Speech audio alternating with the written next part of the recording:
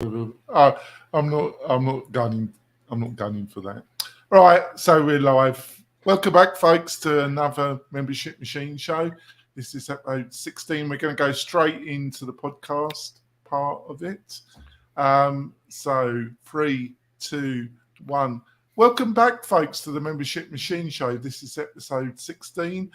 In this episode, we're going to be talking about the best hosting solutions for a WordPress-powered membership learning management system website in 2023. I've got my great co-host. He's taken his painkillers, his blood pressure tablets. He's had a walk. He's relaxed. I will soon change that during the show. We'll see. We'll do the countdown. It won't take long.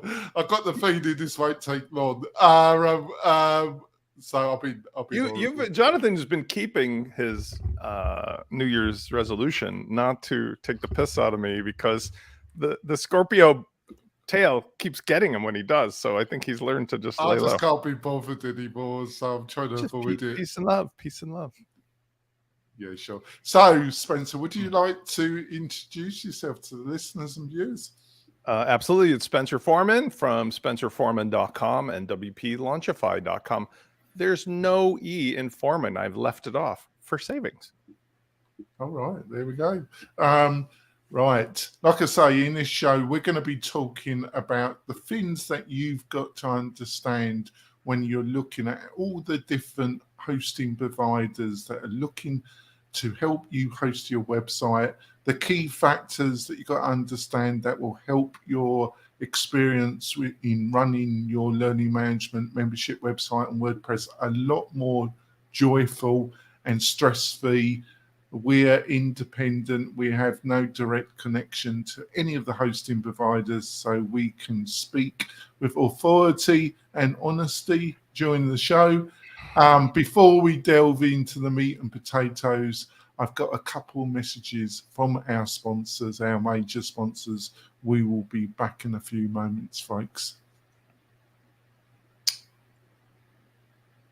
We're coming back, folks. I'd just like to point out that if you're looking to host your membership learning management system on WordPress, have a look at WP-Tonic. We provide top hosting optimized for membership and learning management systems, and we provide a suite of plugins, some of the best, all free of charge. We make sure all those plugins work together, plus email is part of the package. Transitional or marketing email is great value. We're passionate about helping you. Go over to WP-Tonic and sign up. We'd love you to become part of the tribe. So let's start with broad topics. So I put in about 7, and I think having some basic understanding about these points will help the listeners and viewers in their journey in purchasing a good partner, a hosting partner for their website. And I think number one is, over the past few years, Spencer, I think there's been a tremendous revolution in hosting. I think there used to be very strong boundaries about what you got, like shared hosting, virtual dedicated hosting, physical dedicated servers. And then cloud hosting reared its head, cloud computing.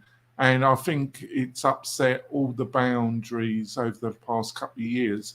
I think some of the major hosting providers that we're going to be talking about, because of their scale, have had to balance their own traditional setups with the new cloud reality, and this has caused them certain headaches. So what's your comments about cloud computing and how it's revolutionized the scene, and your response to what I've just outlined, Spencer? Yeah. I think it's fair to say we can take ourselves on a little journey back to around 2005, when the telephone companies used to charge everybody for text messages, and they could get away with it. Around the same time when the internet started to kick in for mere mortals, the physical hardware and the connectivity between the various hosts started to shift from physical boxes that somebody either owned outright or leased from what they used to call a server farm, usually somewhere out in the prairies or the plains of Texas or something, to what we call VPS or cloud hosting. And the difference with, a virtual server, a VPS server versus a physical, is that large entities, some of which are name brands today, of course, AWS, Google, Linode, DigitalOcean is a recent one, but very popular. They all started to essentially say, look, let's stop playing around here with the idea that we're going to buy physical boxes for everybody and we're going to make you lease them or own them or whatever. We're just going to basically get our own wholesale infrastructure, which, by the way, they probably all get from one source, like an AWS or something. And we are going to make it easy for you to just essentially have as much or as little capacity as you need, and it will expand up and expand down. And there's lots of technology around things like that for launching these little packages. One of the ones that was popular in the day was called Kubernetes. I think that's still fairly popular. But the idea is there's a software way to get virtual machines on demand. That, similar to text messaging, had altered the entire ecosystem, because instead of some company having to make a tangible investment in physical hardware, or you or I having like a little 286 PC under our desk that ran our website. I mean, I was there, folks. That's how it was. You now could just say, all right, I can get some space and get it virtually. And it has a content delivery network around the world. So they'll, for a little bit more money, spread it around so it's closer to your customers, so on and so forth. Now, take that, and again, this is a painful way to say this, but one of our guests of our show, one of my I think smartest guys I've ever met, who was the he left me when he came. He left me when he came on the show last time. This is where I think he would respect me for being clear about it. The GOAT of managed hosting is WP Engine and Jason Cohen. He's literally one of the smartest, nicest, most intelligent conversational partners I can ever imagine. I wouldn't want to play poker with him, though, would you? Yeah. But the point I'm getting at is, back in the day, circa 2008, 9, 10, managed hosting meant something different than it means today. Managed hosting meant that you didn't have to worry about all the complicated bells and whistles and steam gauges and levers, and it was like an old-fashioned submarine from a World War II movie versus today, where you just got like some digital screen and you move the mouse around. The business of managed hosting has evolved, in my opinion, to a point where the term is misused today. I think all the terms that we're going to discuss are misused to some extent. I think all the terms that are listed are going to be misused to some extent, but this is how I see it, folks. There are still physical servers. That there is still hardware servers. They are in data locations. When Amazon Web Services, Google, Facebook, not so much Facebook, but they've got a part in this. But Amazon, Google, Azure, Microsoft, they built their own server data centers, and they sell capacity to other providers who add their own value proposition on top, which could be classified as traditional hosting providers. Let me pause on that point. The distinction between managed hosting in today's ecosystem has a lot to do with who the customer is and what they're getting for it. At the corporate level, managed hosting today legitimately means there is a team of server experts who are there to essentially babysit the engine room as needed. At the consumer level, that's where I find it's difficult, because the consumer level managed hosting was like, we're going to save you all the aggravation and trouble of setting something up that was annoying and difficult.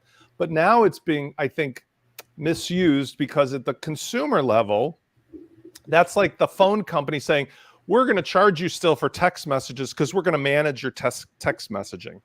But there's nothing to manage anymore. The thing that's actually happening in many cases with managed hosting at the consumer level, the small business level, is what they're doing is they're babysitting you like a kid at a camp, and they're telling you, sit in that seat, and this is what you can do and can't do, and we're going to protect you from themselves. But truthfully, what that is doing is just protecting their infrastructure and their business from wildcards, which, while it's understood, should be at least explained in such a way. Because otherwise, I've found too many instances where things like caching is installed and different kinds of things that interfere with the dynamic nature of WordPress websites. And then the end user actually does more work, more diagnostic to figure out what's wrong because of the host's managed hosting.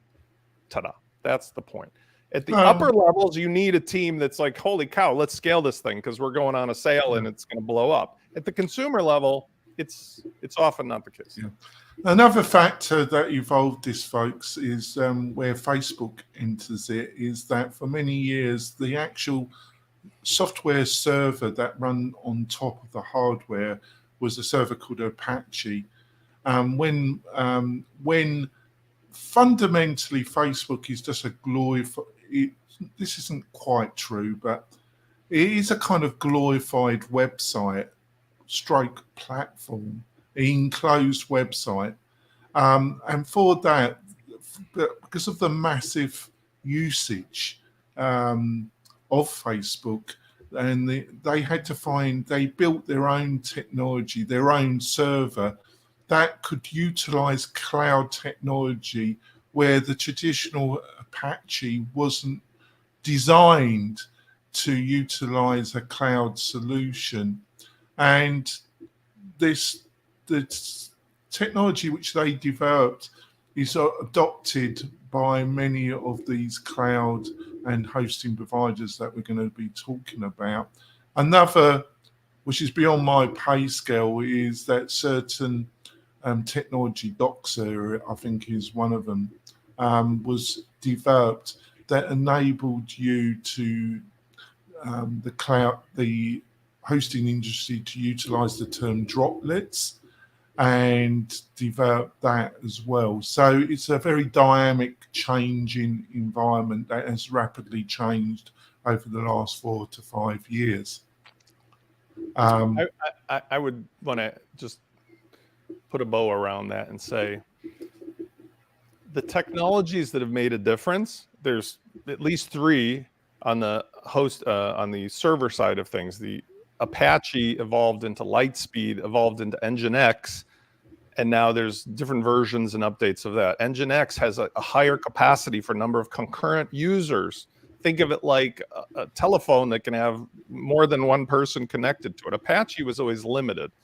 Second was the caching. There's various protocols in use, including there's browser cache, which is where much of this abuse happens for the customer, because they take a Polaroid picture without you knowing it, give you the picture, and then you're staring at the picture hoping something changes, and you're wondering, like, am I in Back to the Future? You know, Doc and Marty aren't getting any older here. There's object cache. Pal Till was the one who created that. That's the thing it does on the PHP level for PHP requests.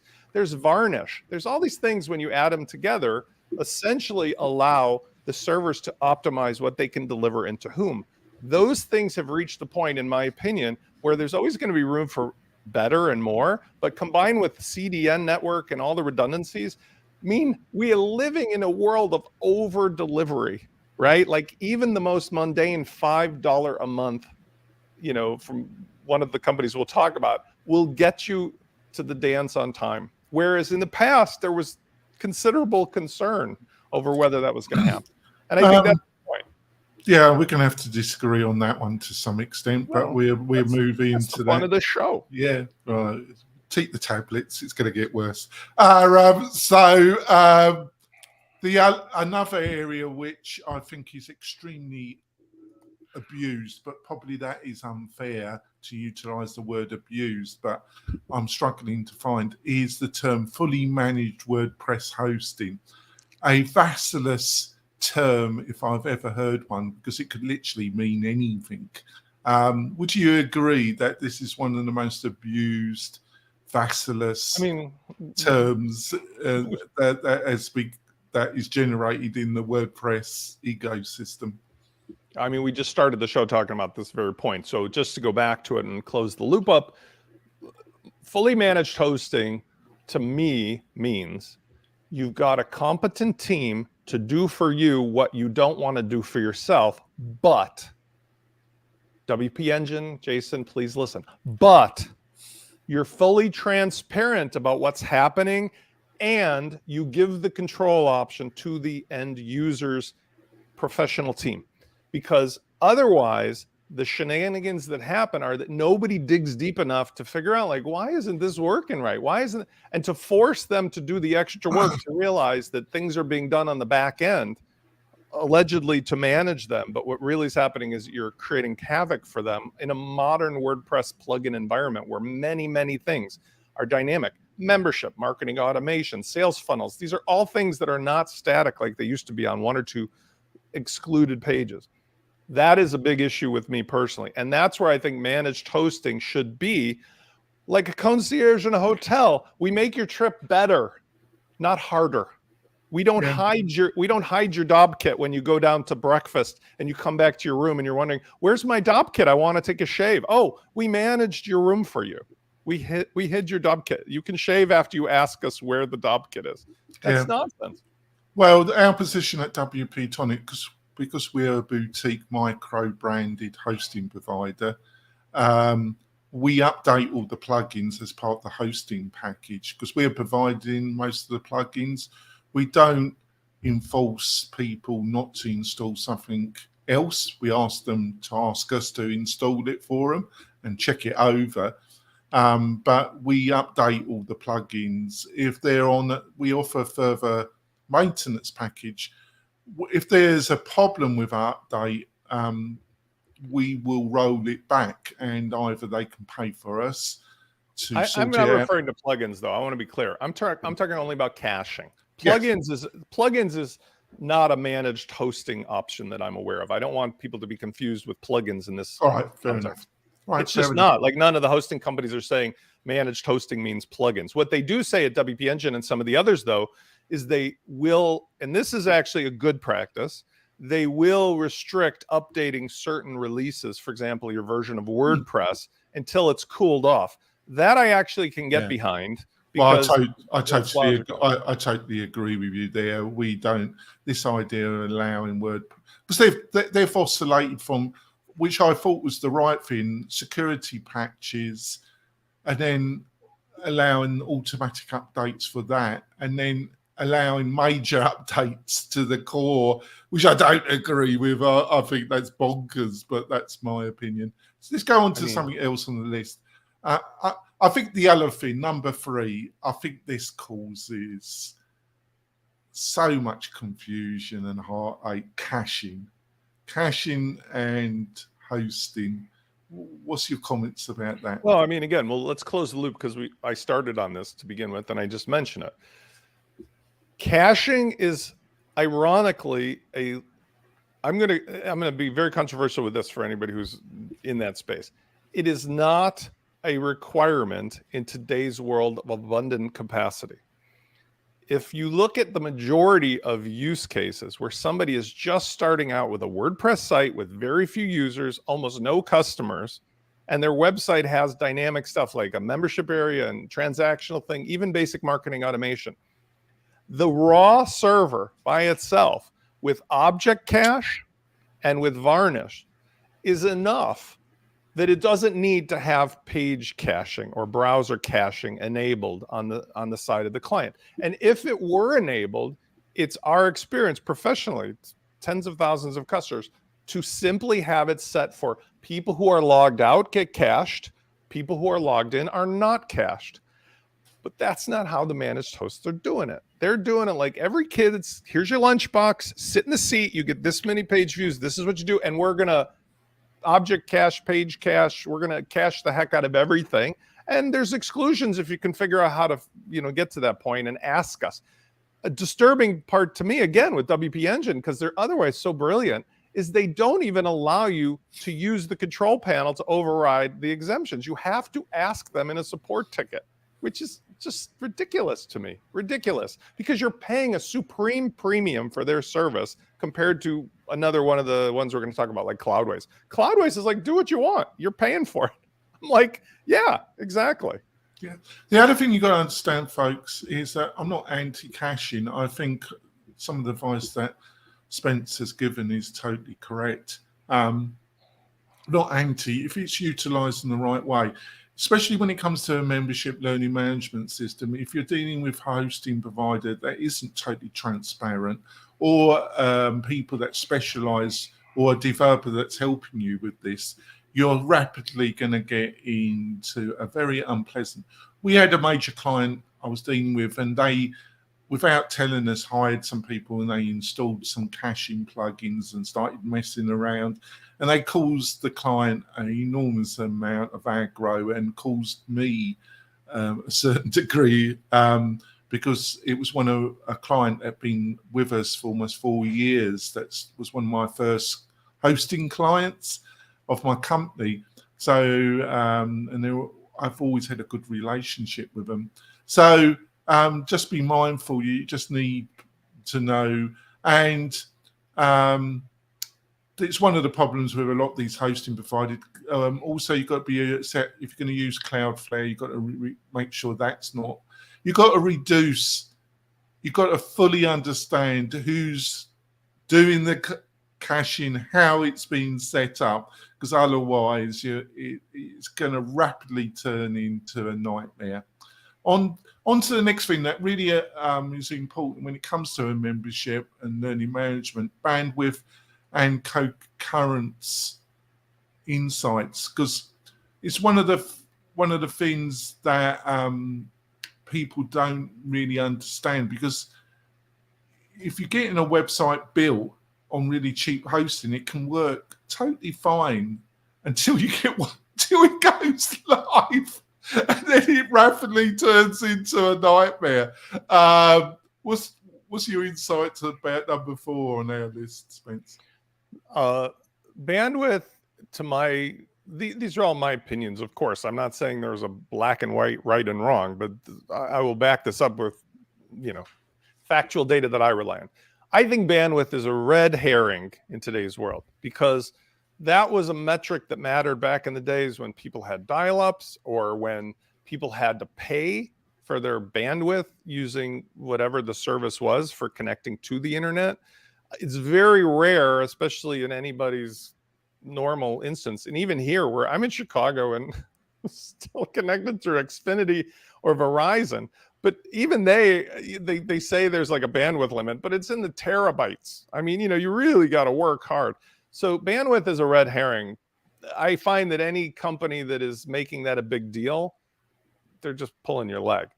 The concurrence is a harder one to allocate, because you're never going to really know that until you know it. But that's where I was referencing the difference between the old Apache hosting engine versus then Lightspeed. And I'm going on memory here, but like, as I recall, the early Apache was 25 concurrent connections, and I think Lightspeed doubled it. And then Engine X comes along with things like object caching and other optimization. And I believe that it's possible now to scale up to a lot larger number of users than that, because you get them in, you get them out, you move them to another machine, and then there's instance here and so forth. The reason why I added this to the list, the concurrent, is important when it comes to membership, because it's a slightly different animal. But the first part is, you are totally correct. But the only reason that I won't say slightly disagree with you, but just point this out to you, is the really cheap side of the market, where you're getting these, I think they're clowns. I think, when they're telling people you can get your site hosted for $3 or I just think they're clowns. Basically. Let me pause, because I want to sorry to interrupt you, but like, when you look at pricing, I looked up, Nginx will support 512 connections. Okay. Apache, at least the original, I'm almost sure it's 25. No, I take it back. The newest version of Apache will do 150. And let's see what Lightspeed will, doesn't have the metric, but I believe it's probably double. So I'm going to say with the exception of, it's interesting here because I'm looking at another reference and there's something that says like it's typically 25 or 50, but let's just use as a relative amount. Okay. There's 1, 2, and 5. That's like a real rough approximation maybe of like how many concurrent users. So most of the hosting in the VPS space is Nginx. I mean, I have not seen anything other than Nginx in a long while. Yeah, but you got to understand a lot these larger providers that have enormous amount of people, they've got a real witch's brew of legacy and cloud that they're dealing with, and also my experience of the cheaper side of this is I have no facts here, it's only a suspicion. I think they're ramming these people onto their legacy networks, their legacy systems myself, but I have if they had the hardware. I mean, I'm not sure what they do, but you can bet on the fact that there are still hosts, maybe that they bought the architecture, they bought the hardware. But remember, there's another factor here. Chips have improved so much that, like an automobile with let's say your enterprise rent-a-car, just because you bought a fleet of Chevrolets in 1985 doesn't mean that you could keep running 1985 Chevrolets, because people expect 2023 cars. The chips and the other improvements in the architecture of the boards means that they would be losing money and high energy costs if they were running older crap. So I'm pretty sure that most everybody who runs a hosting company has moved to some kind of a leased architecture from a larger wholesaler. It's a very fragmented. So this will be covered on the next one.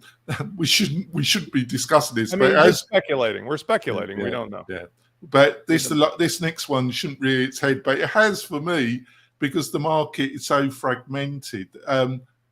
Your PHP version, I've had people that are kind of hosting a marketing site with a provider for years, and then they've decided that they need a membership, a learning management system, and then they've brought us in, and we found out that the hosting provider's running their sites on some old version of PHP, and they're very unresponsive about updating it.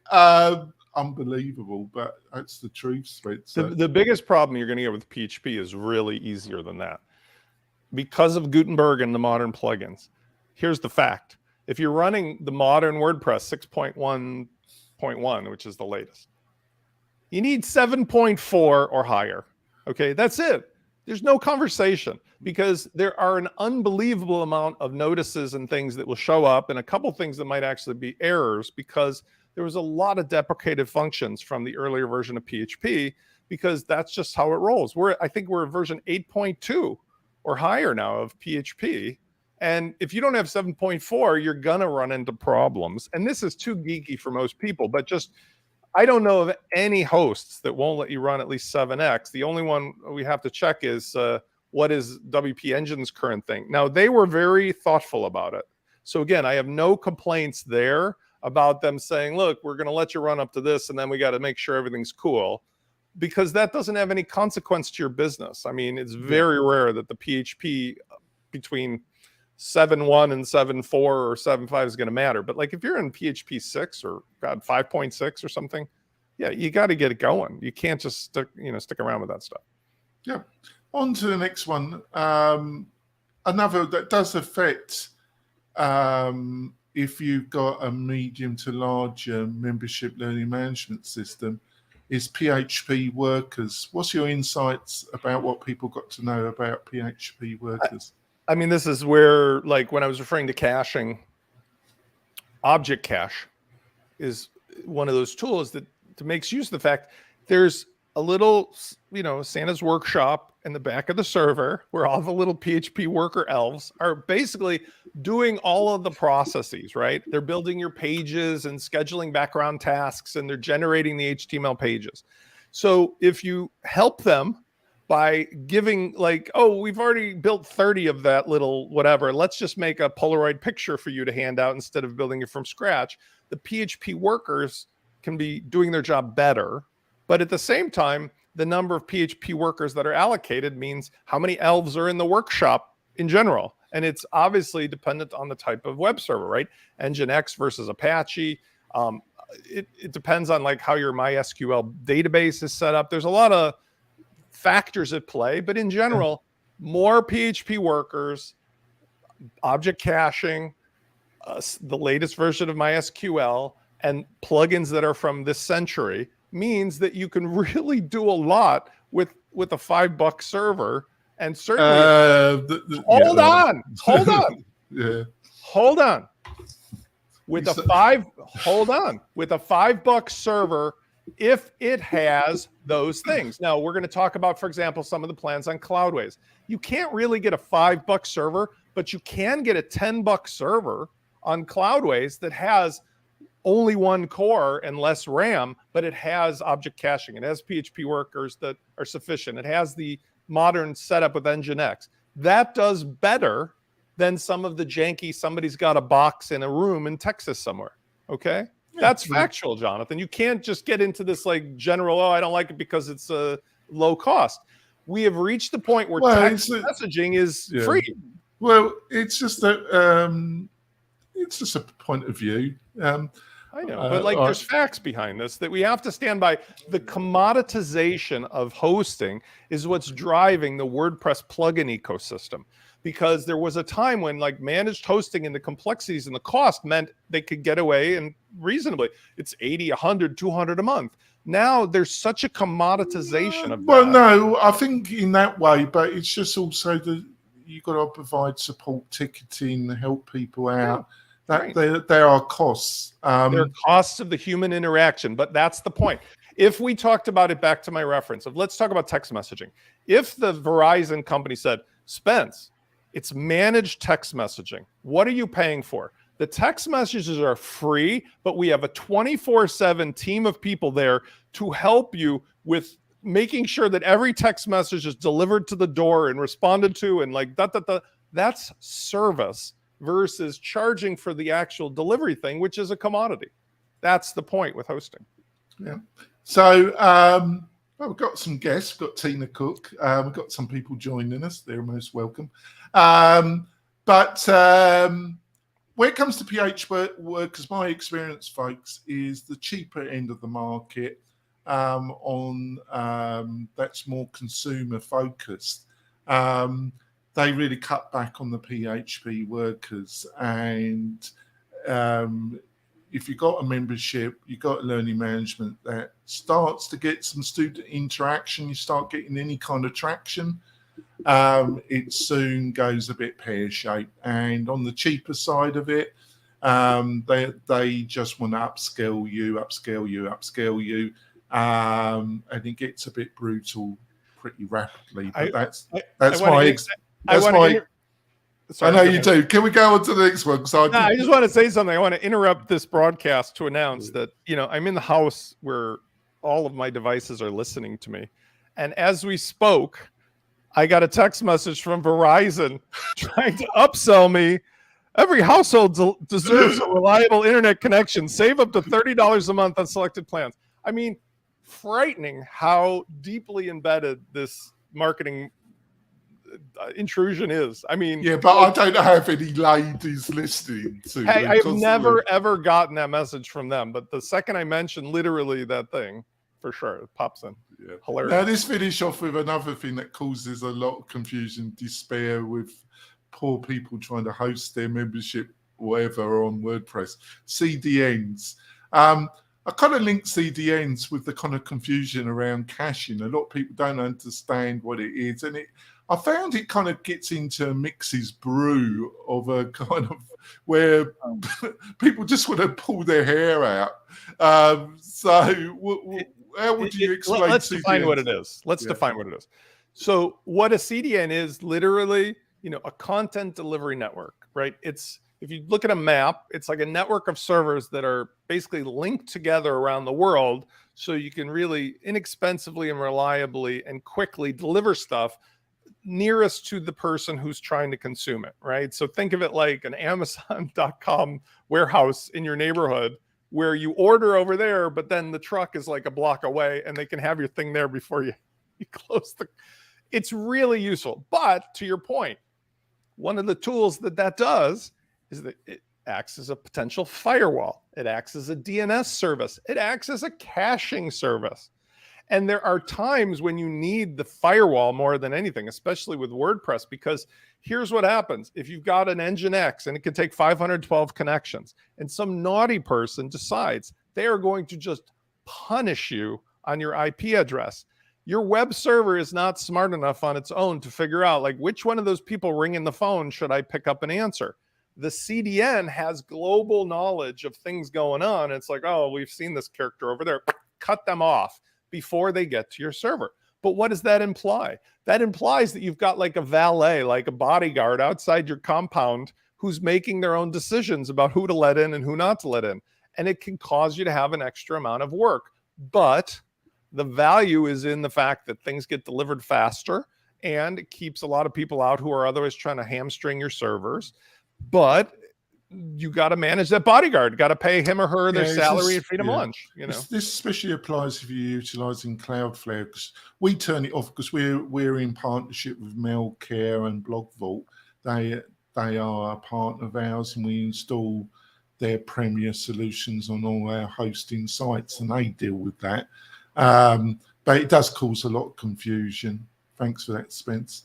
We're going to go for our break, folks. Spencer's going to take some pressure reducing tablets. I just want everybody to know I have perfect blood pressure, and I went for a walk this morning outside in the sun. And unlike my elderly statesman here, I have a million problems, but blood pressure is not one of them.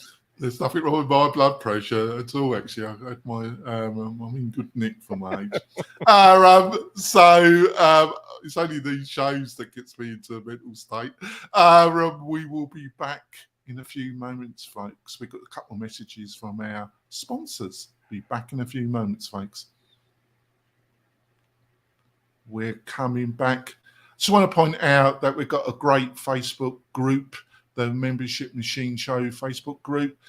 Please join us there. It's totally free. Me and Spencer are admins. If you've got any questions, we're trying to answer them for you about building a membership learning management system on WordPress, any other kind of WordPress. We've got a load of developers as part of the group as well. It's a good community. Please join us. It's slowly growing. We're getting some more people join.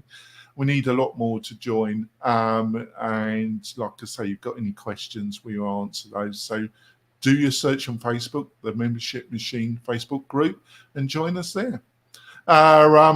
So let's go on to some of the actual providers. Not all of them. These were just the ones that I think are some of the leading. This is where I get excommunicated from the world of WordPress, but I'm excommunicated anyway, so I might as well just do the full job, mightn't I? So let's go into it. Let's go into a granddaddy, one of the granddaddies of hosting, Bluehost. What are your views on Bluehost, Uncle Spencer? I think it's important to just refer to them like you just started, in the context of where they came from and who they appeal to, right? So Bluehost and HostGator were two of the earliest, along with GoDaddy probably. Yeah, well, right.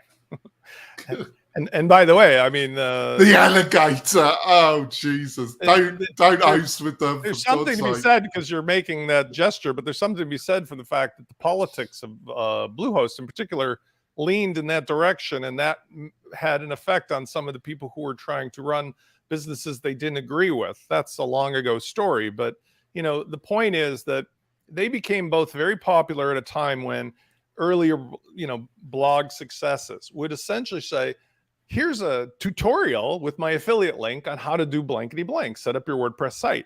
And they were extremely generous, so was HostGator, on how much they gave as a referral.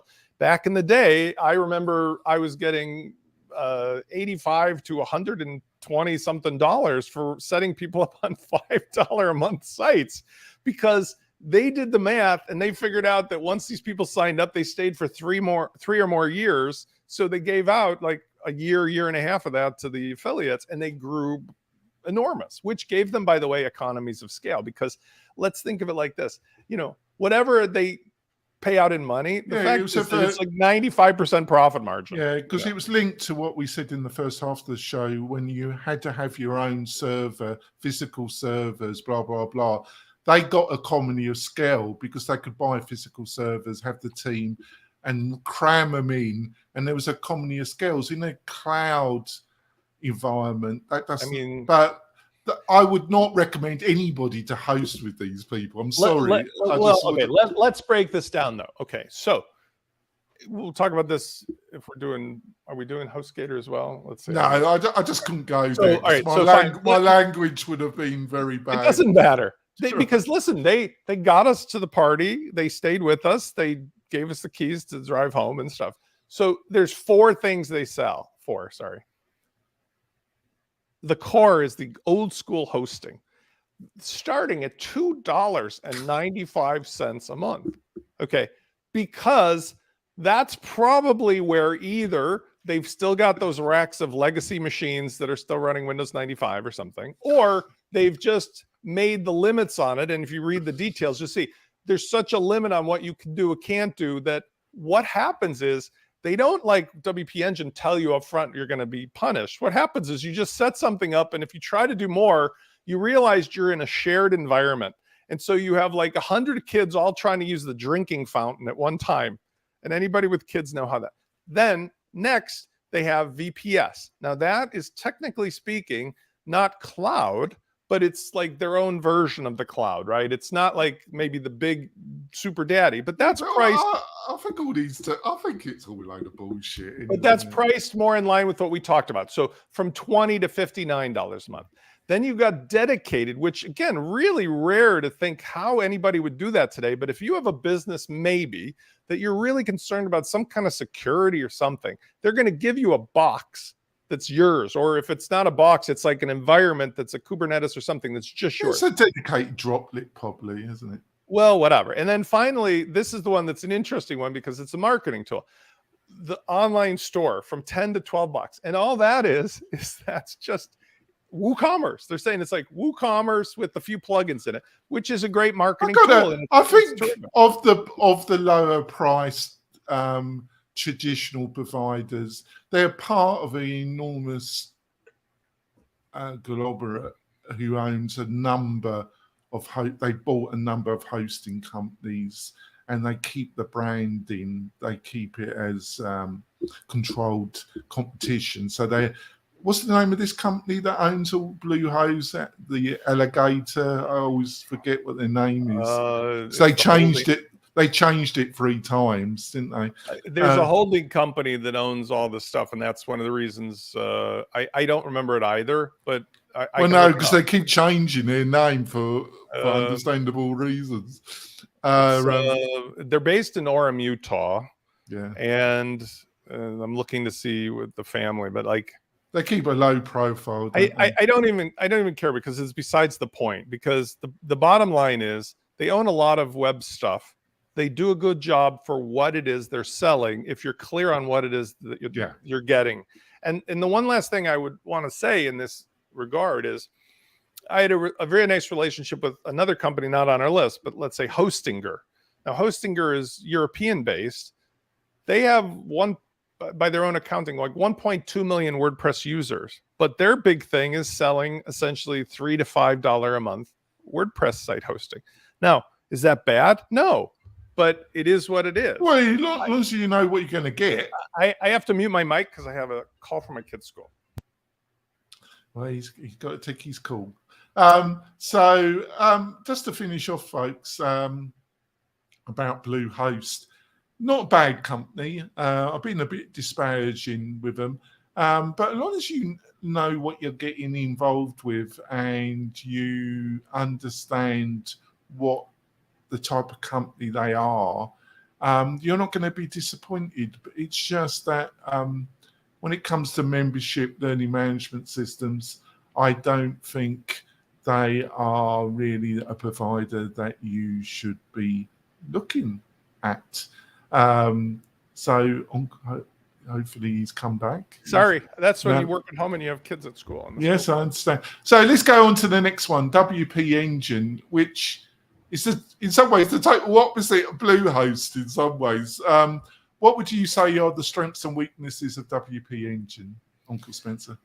Well, it's got it's the GOAT. It is the GOAT of managed hosting of. I thought I was the GOAT. I'm the donkey. Yeah, I'm the donkey. They're an enormous business, very, very qualified in every respect. Great team. There's nothing that one can say other than the point I made earlier that would be, not to use them. Most all of my corporate clients are at WP Engine at the beginning of it. And then sometimes we have to move them away. My complaint, which again, I brought this up directly because I'm having nice interaction with Jason directly, is why do you force this caching on people? That's really the essence of my only complaint. If they didn't force the caching, I would be fine. And maybe he'll change his mind or they'll change their mind or whatever. But it's beyond our capacity to affect them because basically the cost base isn't as cheap as you think it is. That's why. It's just, listen, you and I are on the outside looking in. But if we said to McDonald's or something, hey, McDonald's, well, here's an example. There's a very famous example because I grew up, I'm a child of the 60s, in the 70s, maybe early 80s. McDonald's had these coffee stirrers that were plastic that like literally went in the top of the coffee cup and they had a little micro spoon shape at the end. Well, I am not a drug user, but apparently they were perfect for people who used cocaine.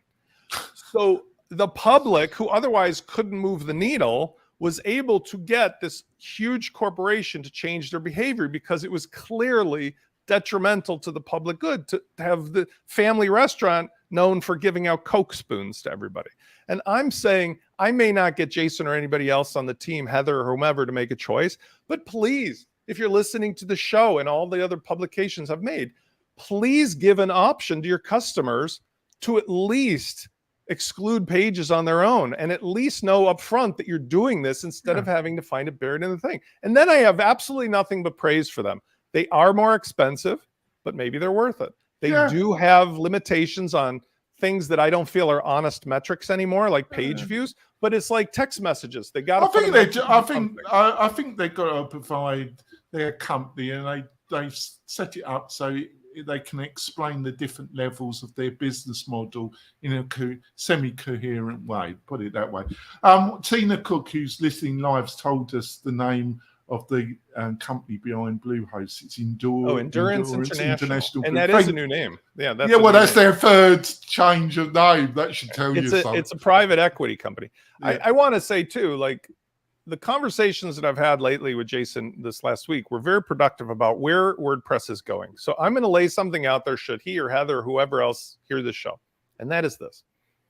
I think that the future of WordPress and WordPress hosting is less about buying all the parts and more about the solutions. And so one of the things that I said I'm ready to sign up being on the WP Engine team for is putting out a hosting thing that is like a Lego kit where the hosting is just built into the box, but in a meaningful way. In other words, for people who are doing membership sites, a membership WP hosting option. Definitely don't want to do that. That'd be a competitor to me. You just got I'm talking about matching up the hosting with the membership, the dynamic stuff. In other words, we're sitting here saying everything nice about what they do, but even with the premium price, the caching issue. If there was a package lined up with the deliverables that you and I are discussing all the time are what a lot of people want to have. Can we go on to the next one? These topics weave together. So when I put a little time into that, it's because it's going to hit the road on the next one, like GoDaddy. Right.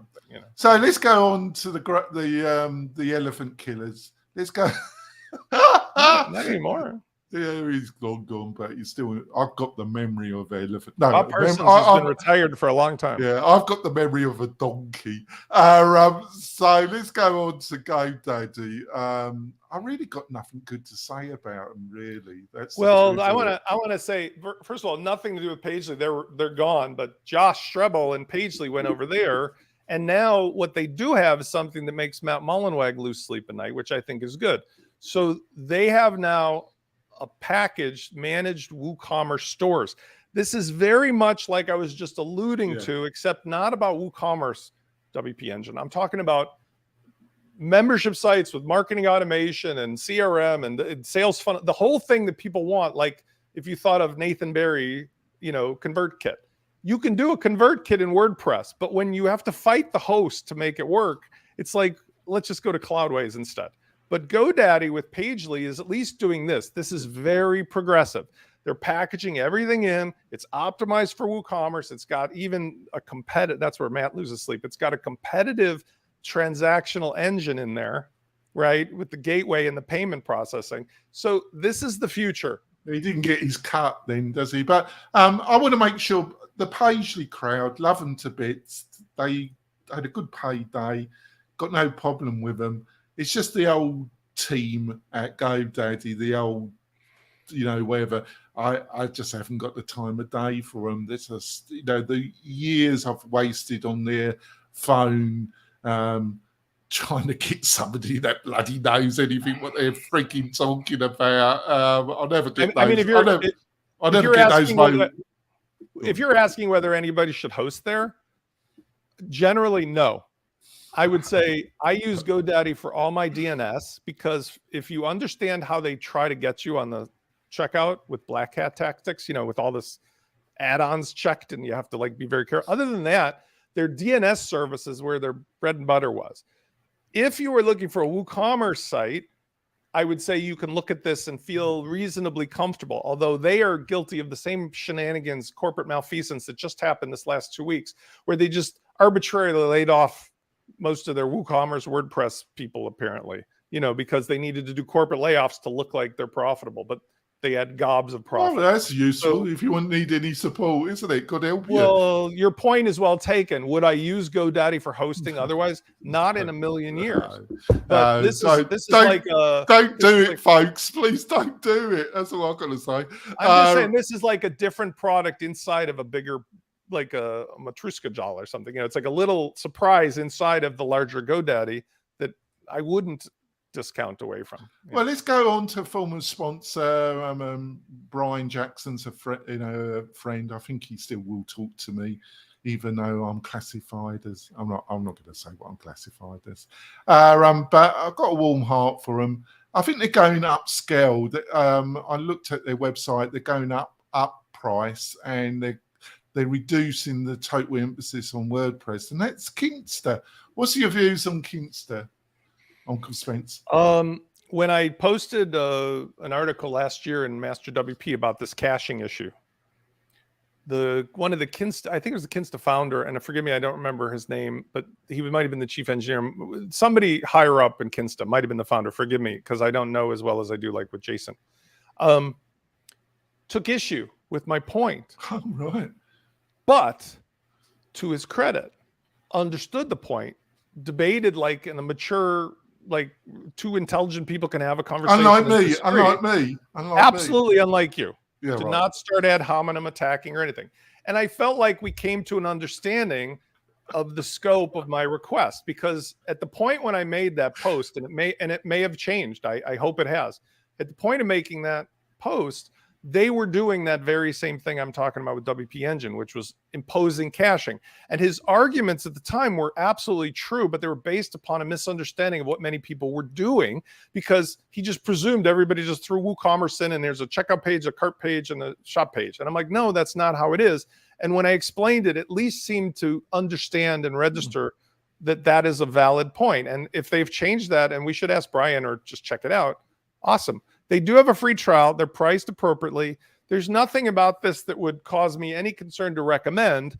But again, I would have to look at the nuances of what is it I'm trying to do? Yeah. And again, one last thing, it's the soda pop coffee aisle thing.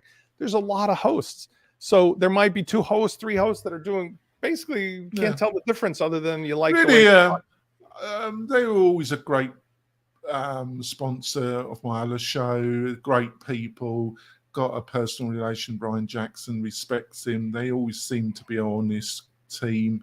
I think they do utilize, I think I'm correct, I might be wrong, but exclusively Google as their provider, their cloud provider. Google's prices have gone up recently. They're to their secondary providers that like Kinster, they put their charges up. I think that's one of the reasons why they're putting their prices up. But I'm pretty sure they're exclusive Google Cloud provider. They've got strong connections with Google, obviously. A good quality team, I would say. I met their current blog about page caching, and unfortunately, it does not appear that they have implemented anything other than cache expiration. Yeah. Now, I could be wrong, and I don't see anything here in the docs. No, I think you're right, and it's one of the reasons why I think when it comes to learning management systems, this thing you've pointed out, you're totally correct. Here's an example of what happens for anybody who listens to this point. You set up let's say you set up an LMS, doesn't matter which one. Somebody's got to enroll, progress, complete a lesson, move to the next thing. Along the way, in a modern site, they're going to get a tag in their CRM also through WP Fusion or Fluent CRM or something. Now, caching on the page is enabled. What happens is, since those pages for enrollment and starting the lesson and then clicking the button that says you're done, since those are cached by default for an hour, 2 hours, 3 hours, they click the button and nothing else happens. They're still like Marty and Doc looking at the picture waiting for the DeLorean to show up, because the caching is just showing them what happened. The reason why I'm a bit iffy about all this, because I'm part of the Lifter LMS group. They do a regular Zoom, and they have people coming on, and they have constant problems, and it's all down to all this, and it's a constant discussion, and they're with really cheap hosting. Most of them listed the ones we're talking about, and it's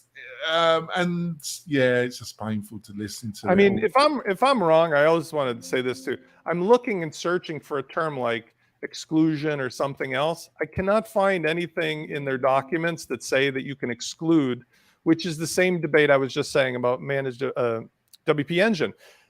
WP Engine has an exclusion tab, and it's all grayed out. It says you got to call us, and then we'll fill this for you. We're big boys and girls here. Like, we can do this ourselves. Yeah. Let's go on. Let's go on to the next one. SiteGround was the darling. That's the other thing in the WordPress implementer developer community. There's kind of certain hosting providers. WP Engine, I would classify that as well. But I think they have got in the hearts of the developer crowd in a very good way.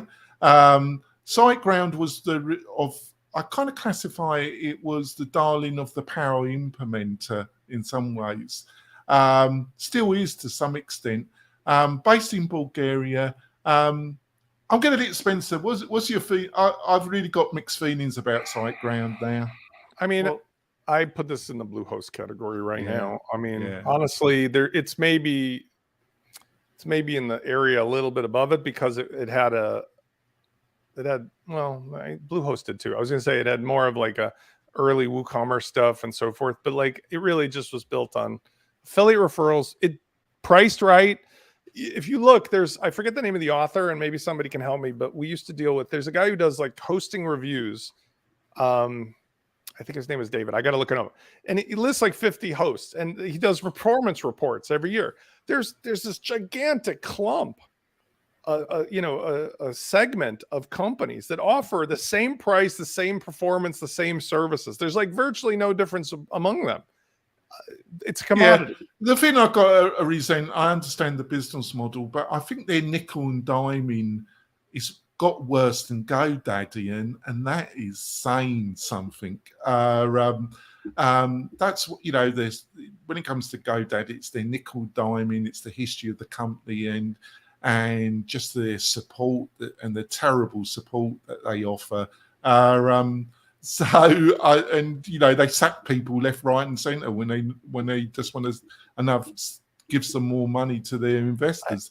I mean, you should expect, honestly, like, this is the thing. You go on airlines today, I remember as a kid, airline was a luxurious experience, right? But it was really expensive. It was like the same price for coaches, maybe first class is today.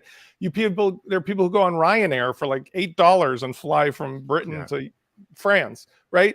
You should expect when you get a $3 a month host not to get anything much. That's where the misalignment happens. Yes. If you pay 50 to 100, on the other hand, that's where it annoys me that managed hosting is really not managed. No, you're absolutely right. Let's go on to the total opposite, Conversio. They've got a relationship with the founder, Tom. Just great people, but they're aimed at the higher echelon, the performance higher echelon. This is true managed hosting. This is the word I would prefer would be. And I'm wearing my Pageless shirt, but I have very nice bling from Convisio, by the way. Anybody who doesn't want to get necessarily an endorsement, but wants to see their logo, shoot me some bling. Anyway, Tom and his team. Give me carrots, beyond the donkey. They're offering what I would like to say is the true match between what managed hosting really is. Concierge hosting. Yes, in other words, you're in a relationship with a reasonably small to mid-sized company versus a gigantic, but their focus is on the things that are necessary if you're a small business and you're trying to grow and you're concerned, like, how do I set all this crap up? And the level of support and personal service you get is commensurate with that. So it's like having a valet. And I realize that scaling that out to a larger company is the goal of anybody. But right now, some companies do better when they're not too big. And I have nothing but good things to say about Convisio. The pricing is proportionally a value because look, it's $50, 300 or 1,000. You know what I love about that? It's so freaking obvious what you're getting there. You're getting at $50 a month, like a solid start. You're getting at 300. This is a business thing. This is going to run your business and we got you covered. And then if you grow, it's 1,000. But then ask yourself the question, can I honestly think I'm going to run a real popular business with online traffic and not spend 300 a month or 1,000 a month? That it makes you more money, but you don't, $3 host is not going to get you there. On to the next one. And see, I have a problem. See, this is going to be a difficult one because they've got some great people, like the people from Give WP, the Learn Dash crowd. They've got some really fantastic people working for them, but this is it's formally that's a different part of the company though. This is the problem. But Liquid Web, the hosting, it's a Liquid Web brand. The hosting is Nexus. I can't follow all these names that they've got. I can't follow it all, Spencer. I'm a donkey. I just can't. No, but just to make it simple for people, okay? There's a holding company, the larger parent company, right? Liquid Web. And Nexus is one of their brands. But there's a lot of... Where does Stellar WP fit into all this? The Stellar WP, I believe, is what they call the things that hold most of their plugins.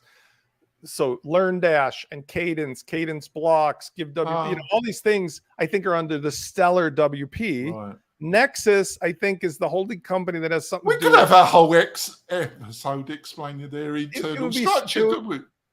It would be so. It says here, Liquid Web. It'd be so much easier for us. It's Liquid Web. Okay, that's it. It's Liquid Web. And forget about all the sub things because I've had very good conversations and actually a really good relationship. And my own launch flows, the people that work for them understand which part. My own launch flows. I've decided to just use Cadence as the base thing, and certainly LearnDash is one of the LMSs that we think is. So their products, their service, their team, the people are all very accessible, very down to earth, very progressive. There's none of this "we know better than you" kind of thing. But they admit, many of them in private conversation, we ourselves don't know what's going on at the parent company because one hand doesn't talk to the other hand. That's the problem sometimes. Corporate America at its best. It doesn't affect the products themselves. I will say this. I have a lot of positive things to say in general about all the other software. So this is an instance where it's convenience if you got one of their packages that had the stuff in it, but that's it. It's convenience. In other words, going back to my conversation that WordPress is going into verticals. There's going to be well, we know Elementor Cloud and Divi Cloud, and then the various hosting, verticals. These verticals will be your Netflix, your Disney, your Hulu, your ESPN Plus. They just let us take a certain amount of money per month and we'll give you all of our stuff. That's it. This is a perfect example of that. And is it sufficient? Yes. You could start for $15 a month on a WooCommerce thing and get all the plugins in there that you need. Ta-da. It's an awesome idea. And that's the future of WordPress. It's WordPress as a service. The difference here is just they give you the raw materials, but they really don't give you like the solution. What I was referring to earlier was more like, it'd be even better if you took it to the level of like, this is just like ConvertKit, except it's based on stuff from WordPress. Yeah. Well, let's finish off with the darling of Uncle Spencer. Yes. A kind of hybrid, slightly different to the other providers in some ways. Just to give you background, they appealed to the developer stroke implementer crowd of WordPress, a bit like WP Engine, but for different reasons. And he's shaking his head, so you have to teach. It's not true. That's not true. They're different than WP Engine for the reasons I've said like several times today. They get out of your way. They give you the high-end stuff and they don't be paternal. They're not maternal or paternal about it. They're like, you're a big boy and girl. Here's all the stuff you paid for. Go to town. And if you need help, we're here. WP Engine's like, we know better and we're going to measure you and track you. And we're going to I didn't mean it in that way. You're totally correct. I meant in the way they market themselves and in the WordPress community. There's certain, like what was that one that got bought by GoDaddy a number of years ago? That was the darling of the WordPress implementer developer. I forgot its name, but they got bought by GoDaddy and died a death. There's certain hosting providers. SiteGround had that ethos, but I think it's gone away a bit. Where they just appeal, all the influencers in WordPress kind of push certain hosting providers, and that's what I meant by it, Uncle Spencer. I apologize if that's what you meant, but at the same time, this is like, honestly, there's two camps here. Well, let's break. We're going to do a summary at the end, but like right now on this one, Cloudways, why I'm so pro Cloudways. I'm pro Convisio too, but like there's 3, maybe 4 levels. Let's just say 3. First of all, there's the ones that are just inexpensive, basic hosting using whatever the technology, but you're going about it like Ryanair for an airline flight. Like price is the only thing that matters. And I realize hopefully when I get it, I'm going to have a lot of trouble. Second, the mid-level, which is more than that, like a SiteGround or whatever, but it's not really true managed hosting. And there's nobody trying to pretend that it is managed hosting. Then there's the true managed hosting, and you're paying a reasonable amount. Now, Cloudways is not expensive. It's reasonable for what you get. But are they going to treat you like a child or an adult when it comes to the things that you need to have happen? Cloudways gives you the tools at a great price, and it's a large company. They may not treat their employees well as of yesterday when they just laid off a bunch of people for no reason, but the service uses 5... Do you think they just got? You think they just got an email, or did they actually get a phone? I'm just saying, like, there's 5 services that they offer. They're like a transparent layer in between, so you get the WYSIWYG and the support. Convisio is true concierge valet managed hosting. WP Engine uses the term that I don't agree with unless or until they take off the caching. Because if they would just take off the caching and make it like, here, you can... Yeah, I see where you're coming from. Yeah. But they're in that category of like real money for real stuff for real businesses. So those 3 tiers kind of cover where these things break out. But I love what I love with Cloudways, though, is you just jump right into a DigitalOcean or a Vultr, like the middle plan, and you're good to go. What do you think is going to happen? They were purchased by DigitalOcean recently. Well, time goes. Well, that was recent. It was just before the new year, wasn't it? A day goes by. But what do you've been in business. I'm in business. You understand the reality. Cloudflare, DigitalOcean was one of their providers. Now they're owned by DigitalOcean. I think it's inevitable that in the near future that the other hosting providers that they offer are going to disappear and they're just going to offer DigitalOcean. No, you don't think so? No, because I can't speak for them, but the founders, this is their second or third success. There's some guys from overseas that are just really brilliant at building these big companies, right? So they went from one success to the next success. They do everything right, and they have access to the people power overseas to make this happen, right? So their teams are not necessarily based here in the US. Well, they're based in Pakistan mostly, aren't they? Okay, I'm not sure where they're at, but the point is, without saying specifically, because I think they're a little bit virtual. Yeah, well, that's a generality. WP Engine is based in Austin, Texas. Okay, they're not, at least for their home office. And Convisio Tom is based in the United States and so forth. So the point I'm making is they've done the right thing, but it looks to me, and I've been watching on Crunchbase and other things, it looks to me that they're prepping for an IPO. That's what I'm going to guess. Yeah. I think that the founders taking money off the table, they're cleaning up shop. I thought they were, if I've lost the plot, I thought the whole thing had just been bought by DigitalOcean. No, DigitalOcean bought up Vulture and incorporated into what they were already doing. Cloudways got, sorry, that is wrong. They bought Cloudways, yes, but along the way, they have continued to offer Vulture, is what I should have said. What I'm saying is, I don't think they're going to continue doing that. I think they are, because here's why. Because the thing that they do is they're not trying to be the host. They're trying to be the interface. They happen to own one of the choices, which is DigitalOcean. But you know what's really good for psychology, for bracketing, for, like putting in a price bracketing thing? Having 4 other choices and your own, and you get paid no matter which somebody chooses. I'm prepared to bet $25 with you in the end of this year that the other ones are gone and it's all DigitalOcean. Okay, so we're gonna go. I'm gonna make it $100. All right. As of the final show of 2023, God willing, we're all here still. You will be. I probably won't. If the AI doesn't take us out. $100 bet if by the last show those other hosts are still in are still on Cloudways. My bet is yes. Your bet is no. All right. Payable in cash, not your casino money from Reno, by the way.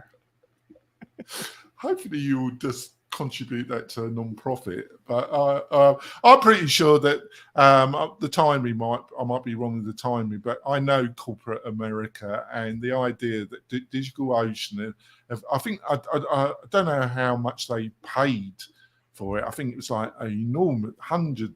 It was like 50, 60. It doesn't matter because the company is like humongous. Like I said, do you honestly think that they've coughed up all their money, that they're not going to gradually, the bean counters is not going to enforce, well, you're just going to offer DigitalOcean? I don't understand. I mean, if you want to go on that topic for a second, I don't understand where it hurts them to keep the others around. Here's why. From the sales and the marketing and the psychology, having multiple server hosts is good for them. We already see they have Amazon and Google and Linode, which they don't own. Are they going to get rid of all 4 and just be DigitalOcean? Are you really saying that somebody that's spent an enormous amount of money, that's a direct competitor to the other 3, is not going to push their product and diminish the quality of the others? I'll explain. I know now where you're having maybe a disagreement. I went out the other day. I was doing a video to explain to people about a Presto player, Adam Presser's nice product for somebody who doesn't want to deal with using bunny.net directly to host their videos. Okay. We've talked about it before. It's the main strength is that it puts the videos in the media library, doesn't it? But this is a good metaphor. Okay. So Presto Player, the pro version, is necessary in order to get the convenience of setting up bunny.net for people who feel like, oh, I can't be bothered. Okay. Now, I went out and went to bunny.net. It's press a button, $5, you put your videos up, you get amazing embeds, and you don't need Presto Player at all. But you had to at least accept that I had to type in the name of, a folder, do 2 things. Now, the comparative there is the thing that Presto Player is selling is the conceived or the perceived convenience of, oh, I can't be bothered. It's too hard to type in the, bunny.net in the name of the thing, even though in reality, it's like a piece of cake. What is the difference with like DigitalOcean directly versus using Cloudways? I went out and tried to set up a server on DigitalOcean to work as a comparative. I'm really into this stuff. And for me, the steps, even though it was just 4 or 5 of them, were very disconcerting to someone versus you go to Cloudways, you go, I want that, press a button, it's set up, WYSIWYG control. What Cloudways is selling is like what Presto Player is selling. I see where you, a WYSIWYG layer and support. I see what you're saying. You won't get that at DigitalOcean. You won't. Yeah, get I see where you're coming from, but I'm sorry, Spencer. I just think the bean counters and the absolute white shark mindset of American corporate. I might be totally wrong though. I'm the donkey, so there we are. Well, listen. Here's the let's make a side bet. We'll do it like True Vegas. First of all, first bet. I can't afford any. You're going to take a load of money off me anyway, for God's sake. Oh, please, you.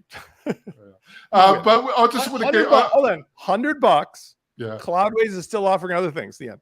Let's do a side bet. Side bet is, can I convince WP Engine through all of my corralling, whatever, to either change their caching behavior or engage me in some capacity to be their spokesperson instead of me continually whining against them, to put me on their side to say how awesome they are. Because I think Jason's too busy counting all the $100 Jason bills. is not too busy, but he's a very, very logical person. So our conversations that he thinks, like, if I say the sky is blue, he actually thinks it through and comes up with 20 different things I never thought about. But what I'm saying is, it's really annoying to me on a personal level not to be able to just say, yeah, WP Engine is awesome, because I would rather be rooting for that team because I know who's behind it. I like DigitalOcean / Cloudways, but I don't have any of the personal relationships with them. So we'll see. If that bet happens, then we should lay another $100 on it, because I thought you were going to say that. So just finish off with one of our live listeners, Tina, has asked us, which ones would we recommend? Well, it's a hard one, Tina. I know which one. Which one? Oh, no, Cloudways. Hold on. There's three choices with logical reasons why. Okay. I don't want to interrupt you, and I've been very interruptive today, but like you said, because my blood pressure medicine makes me so hyper. I've tried to be compassionate and not really get you really going. These shows are often better. People say it's boring when only one person's droning on for too long. So they like the back and forth. Okay, here's the 3 thought processes. Back to my moment ago comment. If you want to try something, you just want to launch it, okay? And there's other things we never even talked about today, like Vika Singh, who's a indirect relationship of mine for advising him and stuff. He's got InstaWP. You can launch a site, and it's not like a hosting thing, but you could test it. The point is, though, if you're trying to test stuff out, it's a new business. I don't care. I just got to get it out there. It's very limited in the scope of customers. Go with one of the $3 a month things, but know that that's like, renting a car. You don't own it. It's just not going to get you where you want to go. Second, if you're really, really, really on a budget, I'm going to actually say better that you go to Cloudways or one of the middle tier things on the lower end. I'd rather see somebody start out on the Cloudways using, let's say, DigitalOcean or Vultr for the $10 a month plan. I'd rather see you there. Why? Because it will get you what you need with all the back-end tools. And then if you need to scale it up, you just press a button, boom, you move it up to the $50 a month, right? You don't have to migrate or anything.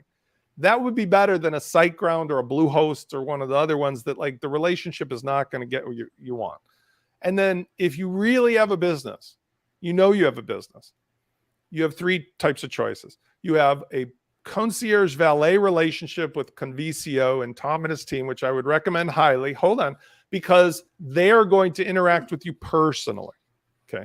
If you are otherwise not needing that level of concierge, and that would include, like, if you're working with us or something yourself, I'm saying Cloudways right now is my default choice because WP Engine does not seemingly want to. I would agree. I would agree release with you if they're working with people like yourselves. Obviously, you have left out the most premier solution.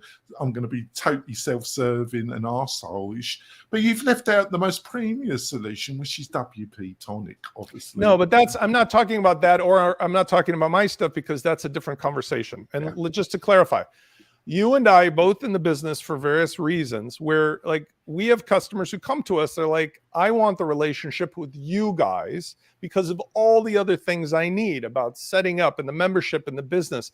We're really talking here for hosting about people that are mechanics. Let's be honest, because my advice to people is they shouldn't be dealing with getting their own hosting. They should go to somebody like us that they have a concierge relationship with. And that's where, unfortunately, but truthfully, if you go through us for our various expertise, you don't have to think about hosting. It's like buying a Lego kit. You don't have to worry about what pieces. So to finish off, Tina, I think Cloudways is a great offering if you're confident and happy with that, Tina. Obviously, Uncle Spencer is. You've got to make that judgment call, Tina. If you've got a client that's got a reasonable, but the site is really quite important to them in revenue, I would look at Conversio. If not, then if you're looking at a slightly, for some reason, Conversio is too much, blah blah blah, then I would look at either Kinster or WP Engine. But I can't recommend Kinster when it comes to membership learning management systems, or to some degree WP Engine, for the factors that Uncle Spencer so clearly. What would your position be with WP Engine and Kinster when it comes to WooCommerce? The same problem applies. So with WooCommerce, I've had conversations with them directly, usually because their clients are suffering. We talked about the other show. I think we had 10 sales funnel plugins, one of which is my own launch flows. All of them allow you to have custom checkout and thank you pages. Guess what happens on WP Engine? If you have your checkout in anything other than /checkout, it doesn't recognize it as an exclusion. If you have a custom thank you page, it doesn't recognize it. If you have an LMS and that's the problem. The problem is they exclude by default the WooCommerce default pages and they go, yeah, that's fine. And here's why. Because they're smart as hell and they know that the squeaky wheels will get the grease. So the business model by necessity in my analysis entails, let's wait till somebody complains and then we'll take care of it for them. Just like kids on a school bus. And that's to me something that was necessary in 2008 to 10 when I first heard from Jason that he was doing this and I talked about it and I was doing a thing called Lab Secrets way back in the day. But the point was, it's not 2010 anymore. It's 2023. And it's insulting, I think, in many ways to the intelligence of smart consumers to think that like that's better for them. And it's such a small ask. So again, I'm putting the billboard out, my shingle out saying, hey, WP Engine, I'm available to talk about it. But if you don't want to deal with me, at least treat the customers with the level of respect, because I'm going to continue to say that's not working for me. And it's not working for anybody. Even like, I'm not going to put words in his mouth, but the founder of WP Fusion publicly posted about what an aggravation WP Engine causes for anybody doing marketing automation. And he would never say a bad thing about any service or company unless it was really true. Yeah. So listen up, guys. Come on. Right. So, Tina, it depends. That's the horrible answer, Tina. It just depends. But hopefully I think it's been a great show. I think we've tried to give honest feedback. I haven't upset Uncle Spencer too much. He seems quite calm, relaxed. I haven't rattled you up too much. You know what's on my mind as of late, because I've been actually using it. And it's not something like that we should be talking about in this show per se, but it's worth just capping this off. We're at a real transitional moment this week with the AI because of what Bing has released and with, all the other stuff. But the thing that's been fascinating to me is how it's really affected my workflow, but also it's shaking the snow globe of all of these things we were talking about in the context of, let's say, SEO, content production, video production. All these things are now dynamically changed, and especially SEO, which there's, again, the company that we talk about that's doing all this black hat stuff. Well, now with the AI, there's ways to countermand it, because the new system of delivering the results is not the Google, list out stuff. I predict that that's going to work its way into this whole conversation about hosting. Why? Because those tools are all the like bells and whistles that when you want to stack up your offering and say it's $15 a month, it's going to be AI this and AI that and AI the other, and AI setup and what kind of thing, and it will just do it for you. And all these conversations we're having right now, to some extent, they just go away. Yeah, I do think you're right. We're going to round it up. We will be back next week with hopefully more advice, more insight about how to build a great membership learning management system on WordPress, so you can get the success for yourself and for your family. We'll be back next week, folks. Bye.